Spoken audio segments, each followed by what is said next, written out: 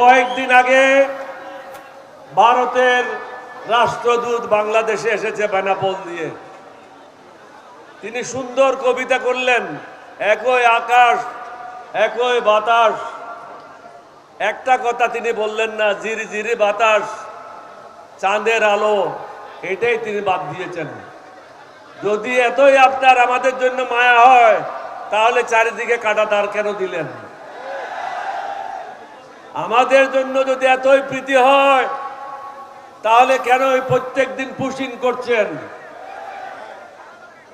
আমরা কেন ফারাক্কায় পানি পাচ্ছি না, তিস্তায় পানি পাচ্ছি না? আমাদের যে অভিন্ন নদীগুলি আছে, এই অভিন্ন নদীগুলি থেকে পানি কেন আসছে না? আমরা যখন দুইটা প্লেন কিনি, আপনাদের পেটের মধ্যে মোচড়ানি শুরু হয়ে যায়। আপনারা যখন প্লেন কিনেন, আমরা তো কিছু বলি না। আপনারা যখন বড় বড় জাহাজ কিনেন, আমরা তো কিছু বলি না। আমাদের দেশের প্রয়োজনে আমরা কি জাহাজ কিনবো, না হেলিকপ্টার কিনবো, না ট্যাঙ্ক কিনবো, না আর্টিলারি কিনবো? এটা তো আমাদেরকে সিদ্ধান্ত নিতে হবে, আপনাদেরকে না।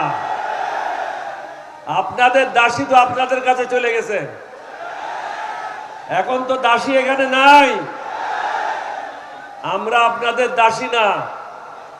যদি বাংলাদেশের সাথে সুসম্পর্ক করতে চান, কাঁটাতারের বেড়া উঠে নেন, পুশিং বন্ধ করেন। আর কখনো বলবেন না রংপুর দখল করে নেব।